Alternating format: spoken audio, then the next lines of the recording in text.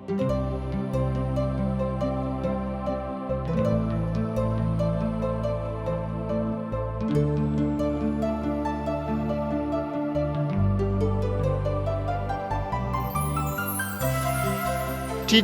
India द्वारा प्रसारित कार्यक्रम जिंदगी की राह में आप सबका हार्दिक स्वागत बा।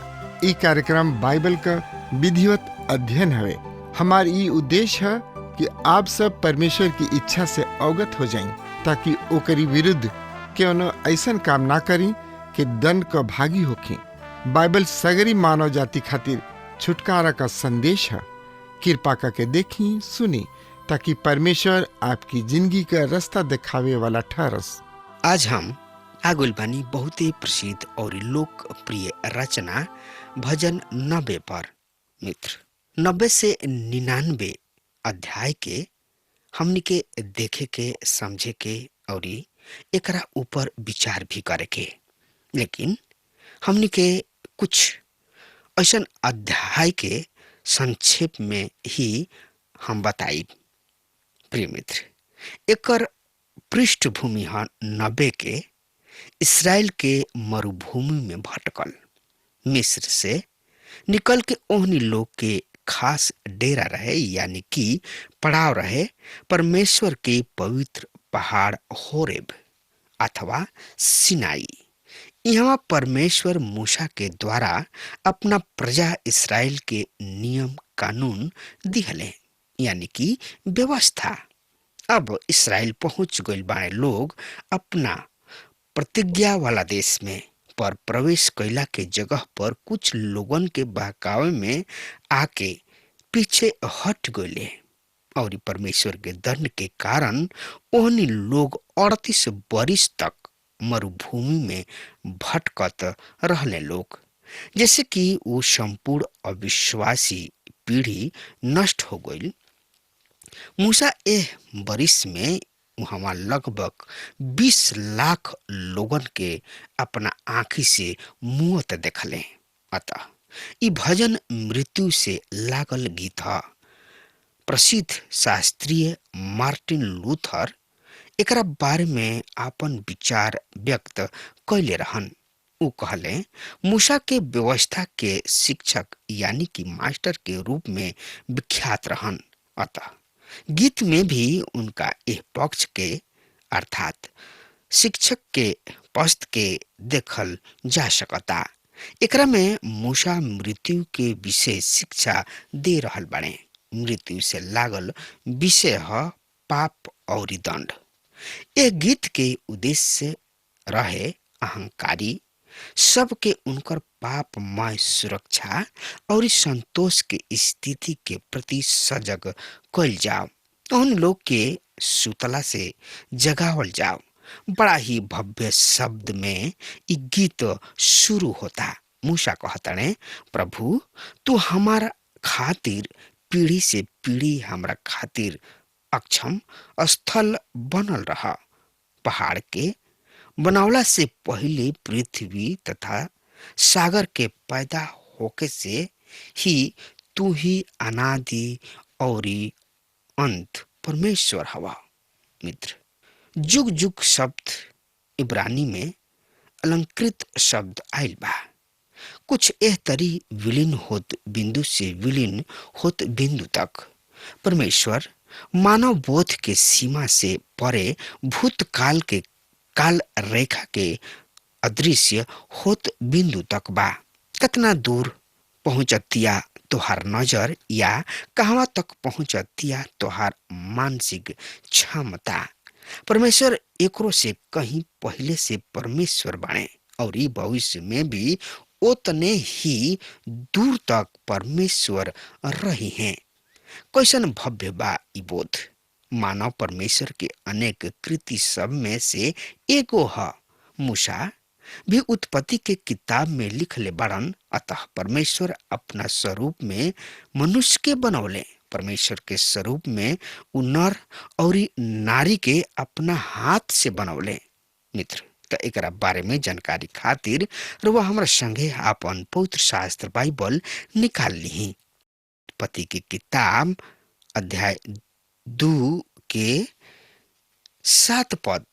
तब यहोवा परमेश्वर आदम के भूमि के माटी से रचले और उनका नाकी में जिंदगी के सांस फूक दिहलन और आदमी जीवित प्राणी बन गइलन।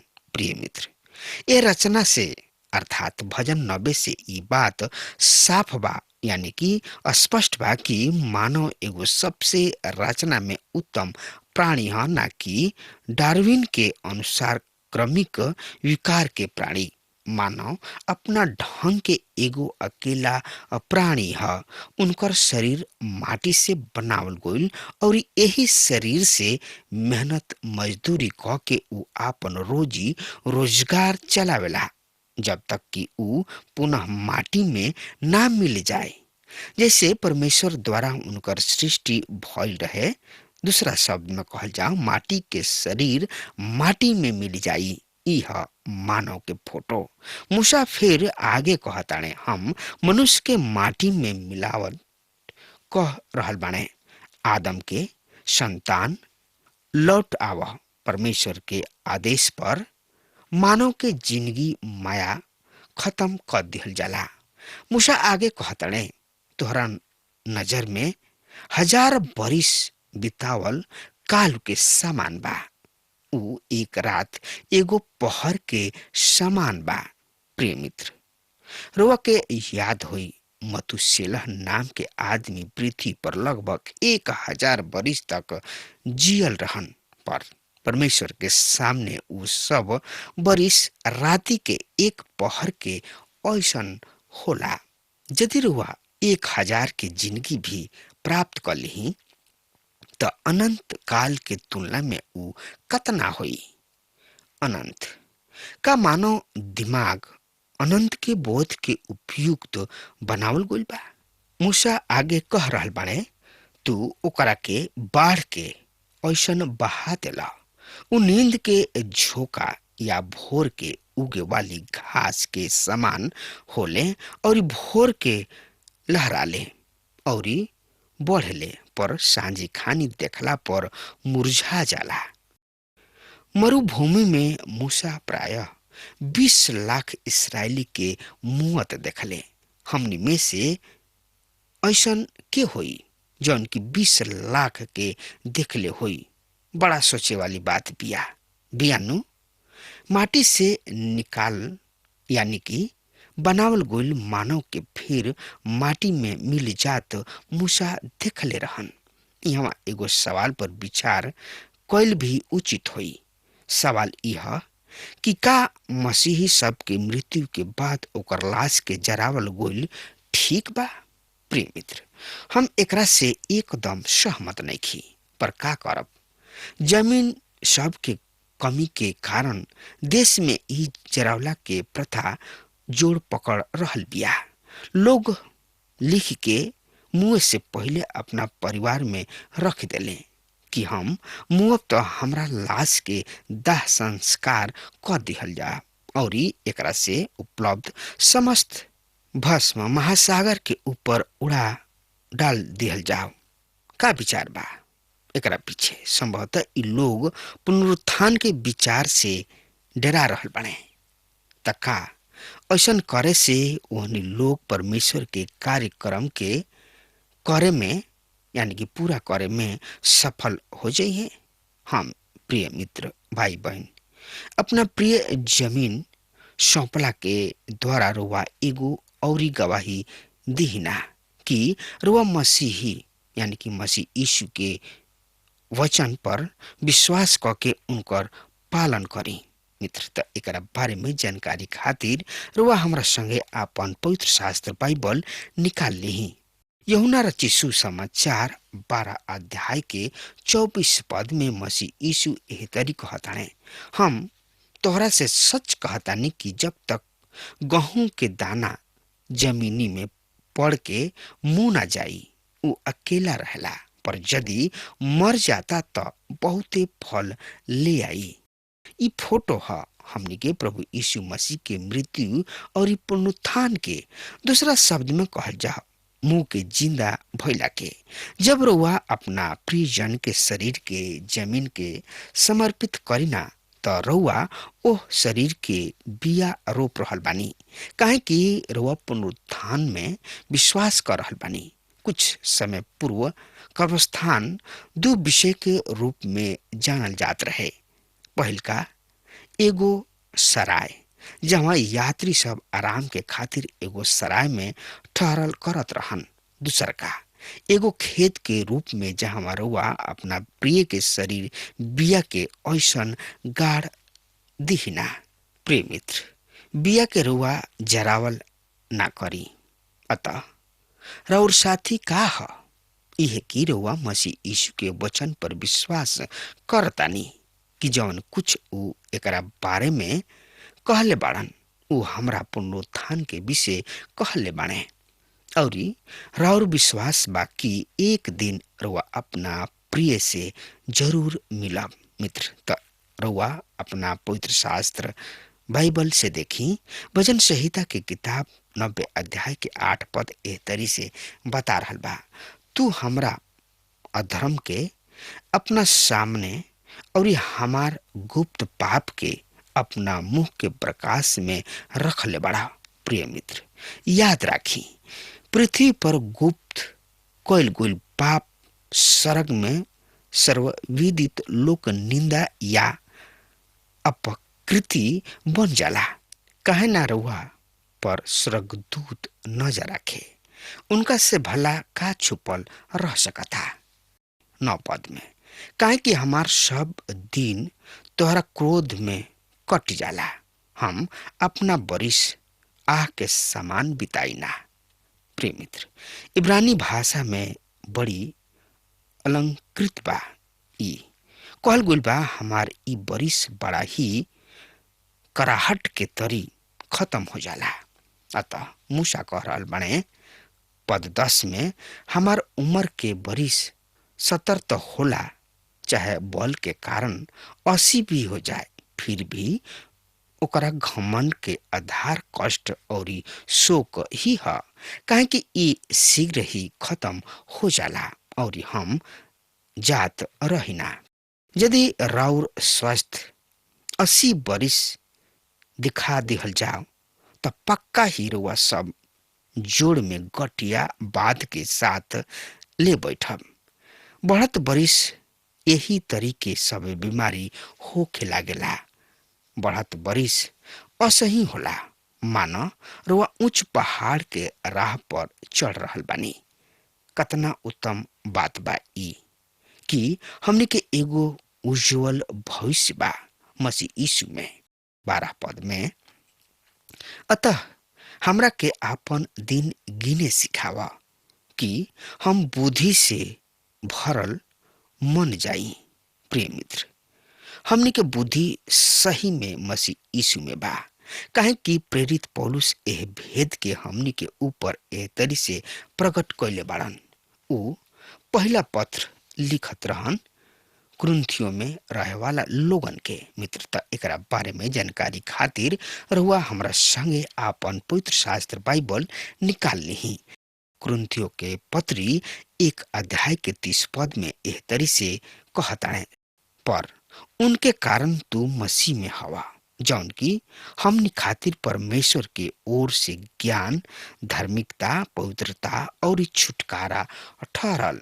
यदि रउआ किने मसीह यीशु बाणे तो रउआ की बुद्धि और आशा बा। हमनी के प्रभु यीशु मसीह के मधुर कृपा हमनी पर बनल बा। आई अब देखल जाओ भजन 91 के। एह गीत के बंधन है जिंदगी और ज्योति से। भजन 90 रहे मृत्यु से लागल गीत। भजन 91 एकरा विपरीत जिंदगी के गीत है। ई भी मसीही भजन है जरा में मसीह यीशु चित्रित बाणे। एह गीत में बचाव, एह सुरक्षा बा। परमेश्वर के भक्त के ई प्रिय गीत है, चाहे ऊ बालक होके, चाहे ऊ जवान होके, चाहे ऊ बूढ़ बुजुर्ग काहे ना होके, सब केहू इनका से अनमोल आशीष प्राप्त कैले बाणे। भजन 90 पहला मानव के फोटो रहे। पहला आदम में सब भूत होले, अथवा ऊ मृत्यु से लागल गीत रहे। पर भजन 91 चित्र है। स्वर्ग में प्रभु यीशु के सही में ई एगो मसीही गीत है। सुनी, ई उ भजन है जकर पद के उल्लेख उपयोग मसीह यीशु के परख के समय शैतान कैले रहन। आई भजन 91 के 1 और 2 पद के फिर से हमनी के पढ़ लीजा। जे परम प्रधान के शरण में वास करेला उस स्वर्ग शक्तिमान के छाया में ठिकाना पाई हैं। हम यहोवा के विषय कहब, उ हमार शरण स्थान और हमार दृढ़ गढ़ हमें, उ हमार परमेश्वर हमें जगरा पर हम भरोसा राखिना। प्रिय श्रोता मित्र भाई बहन, ये बहुते सुघर शब्द है। ई प्रभु से ई कह, तू हमार शरण स्थल और हमार गढ़ हवा। ए पद में जौना आदमी के बखान बा, उ आदमी उ हमें बाने जे पहला भजन के धन आदमी हमें, अर्थात मसीह यीशु, जौन की सिद्ध आदमी हमें, पवित्र हमें और पापहीन उहे तो हमें। उ परमेश्वर के छाया में हरदम निवास करलन। हाँ, हमनियों के ओह छाया में जाई न जा, पर ऐसन होला माना हम कौना गेस्ट हाउस में आगुल बानी, उहवा जाइना और फिर बहरी भी आ जाइना।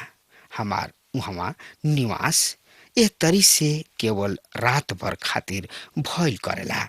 यही अध्याय के 3 से लेके 5 पद एह तरी से बता रहल बा। सुनि ध्यान से, काहे कि उहे हमरा के बहेलिया के जाल से और ई महामारी से बचावलन। उ अपना पंख से हमरा के ढांप ली हैं और उनका गोड़ तले तू शरण लेबा। उनकर सच्चाई ढाल और झिलम ह। तू ना तो रात के आतंक से और ना दिन के उड़त तीर से भयभीत होखबा, यानी कि डरैबा। अब हम आगुल बानी भजन 93 पर, जकर मुख्य विषय है आराम के खातिर स्तुति गान।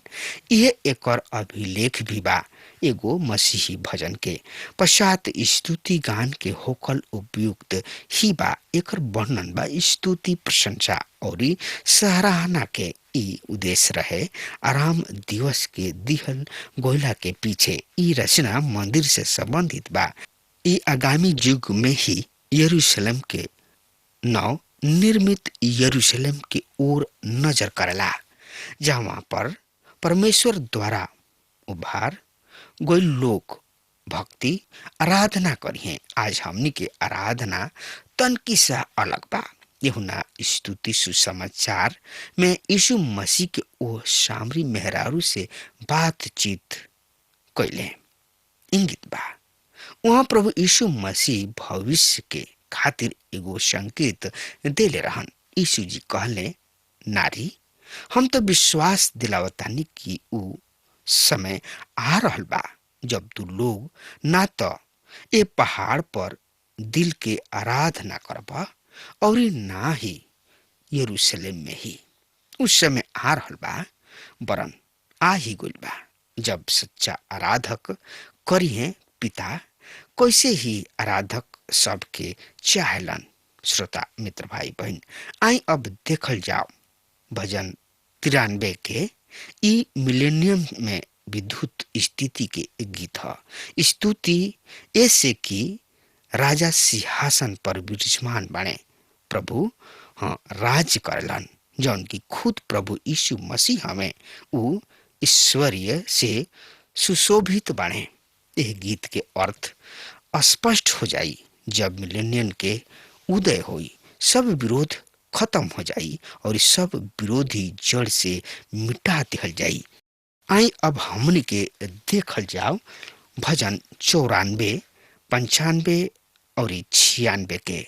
ई तीनों भजन प्रतिशोध के खातिर ई 94 प्रार्थना है और ई 95 जौन भजन बा यहोवा के प्रशंसा और विश्वास के प्रति चेतावनी है और ई भजन 96 यहोवा सच्चा न्यायी हमें और ई भजन 97 यहोवा का समर्थ और राज और ई भजन हमनी के देखे के 98 यहोवा के धार्मिकता के प्रशंसा और 99 भजन ह यहोवा के विश्वास योग्यता।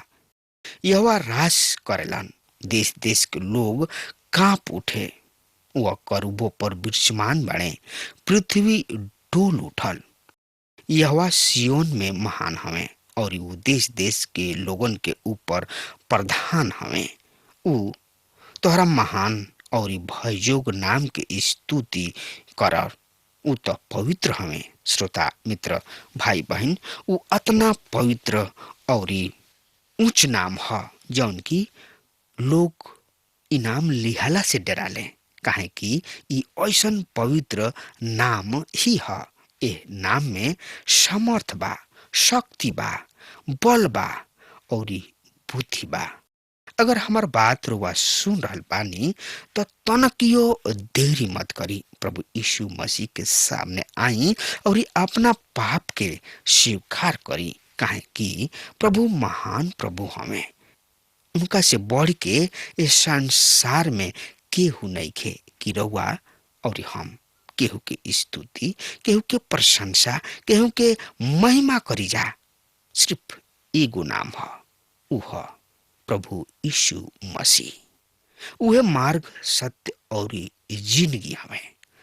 उनका बेगर हमनी के स्वर्ग में नहीं खिंचा जा सकत। ऐसे रुआ आई और अपना आप के प्रभु के समर्पित कर दी। मित्र, अब हमार समय खत्म हो रहा बा। तब तक खातिर रुआ हमरा के आज्ञा दी। परमेश्वर रुआ के आशीष दे। हमके विश्वास बा कि ई कार्यक्रम आप सब खातिर फायदेमंद सिद्ध भइल हुई। हम चाहतनी कि आप सब अपन अपन आशीष हमरों से बांटी। अगर आप सबके लगे बाइबल से चाहे आपकी निजी जिंदगी से क्यों सवाल होके, चाहे क्यों समस्या खातिर प्रार्थना करावे चाहतनी, तो हमारी फोन नंबर पर जरूर संपर्क करें। परमेश्वर आप सबके बहुत आशीष प्रदान करें और आज का दिन आप खातिर सुखद बनावे।